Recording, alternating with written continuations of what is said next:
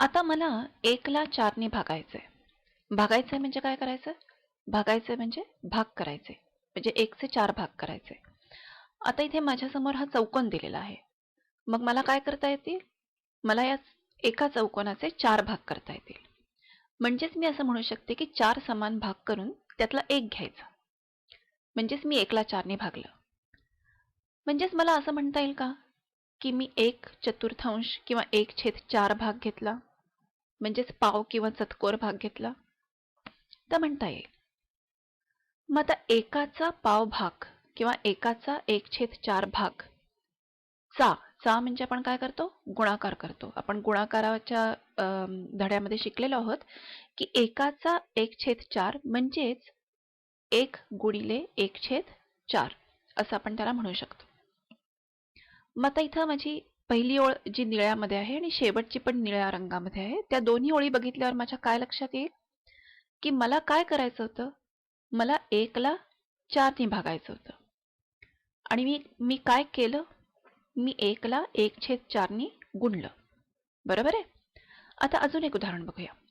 आता माझ्याकडे हा जो आहे, हा अर्धा आहे. म्हणजे ही जी पट्टी आहे ह्याच्यामधले अर्धा भाग रंगवलेला आहे. म्हणजे ती पट्टी दाखवते ती 1/2 असा अपूर्णांक दाखवते. आता या 1/2 ला मला 2 नी भागायचंय. आपण 2 नी भागतो म्हणजे काय करतो? समजा माझ्याकडे एक पेरू असेल, त्याला मी 2 नी भागते म्हणजे काय करते? म्हणजे मी त्याचा निम्मा करते, म्हणजे अर्धा भाग करते. बरोबर आहे? म्हणजे मी त्याचा अर्धा घेते. मग आता या अर्ध्याचाही मला अर्धा करायचा असेल, म्हणजे माझ्याकडे अर्धा पेरू असेल, तर त्याचा मी अर्धा केला. तर म्हणजे मी काय करते? त्या अर्ध्याचाही मी 2 समान भाग करून त्यातला 1 घेते, म्हणजे मी पाव घेते. मग आता या अर्ध्याचा अर्धा, बरोबर आहे? म्हणजे पाव मिळाला. इथे आकृतीमध्ये दाखवलेलं आहे दुसऱ्या पट्टीमध्ये की मी त्या अर्ध्याची अर्धी म्हणजे पाव पट्टी रंगवलेली आहे. मग आता पुन्हा आपल्याला गुणाकारामधून कळलेलं आहे की आपण अर्ध्याचा अर्धा म्हणजेच आपण कसं लिहितो?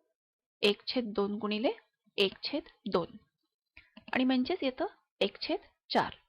आता पुन्हा इथे वरची निळी आणि खालची निळी ओळ जर पाहिली तर आपल्या असं लक्षात येईल की आपल्याला काय करायचं होतं? आपल्याला 1/2 ला 2 नी भागायचं होतं आणि प्रत्यक्षात आपण काय केलं?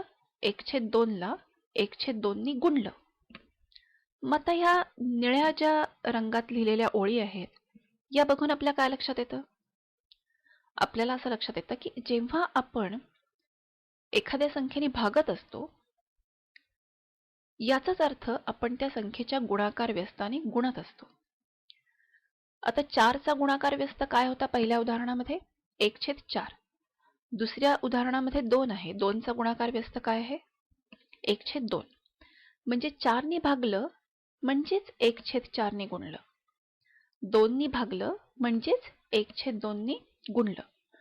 म्हणून आपण असं म्हणतोय की एखाद्या संख्येने भागायचं म्हणजेच त्या संख्येच्या गुणाकार व्यस्ताने गुणायचं.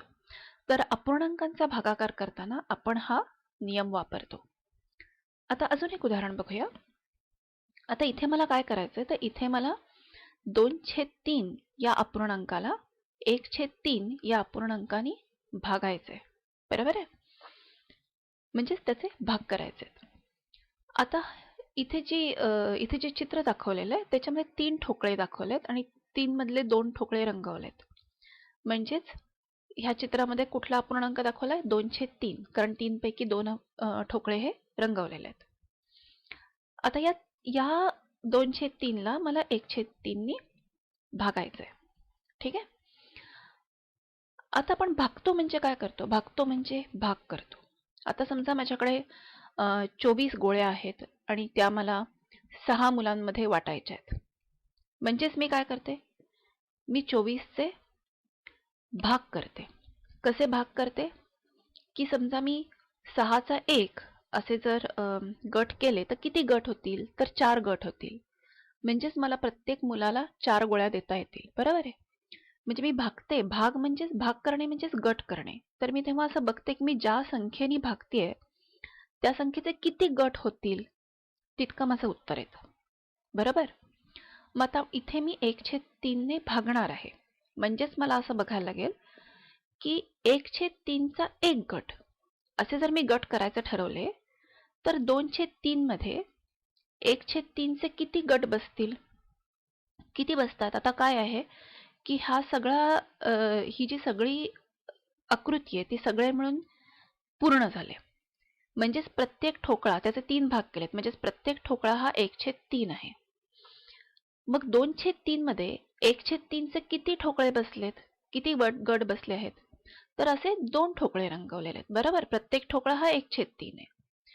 म्हणजे असे 2 ठोकळे रंगवलेत याचाच अर्थ माझ्या भागाकाराचं उत्तर आलं 2. म्हणजेच मी असं म्हणू शकते की 2/3 भागिले 1/3 बरोबर 2. मग आता आपण जो मगाशी नियम शिकलो तो इथे लावून बघूया की तो नियम लावून उत्तर तेच येत आहे का? काय नियम आहे? नियम असा आहे की एखाद्या संख्येने भागायचं म्हणजेच त्या संख्येच्या गुणाकार व्यस्ताने गुणायचं. मग आता 1/3 चा गुणाकार व्यस्त आहे 3.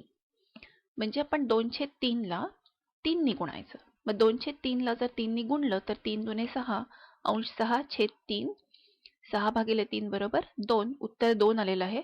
म्हणजे आपला नियम इथे बरोबर आहे. आपल्याला कळतं की हा नियम वापरून आपण कायम भागाकार करू शकतो.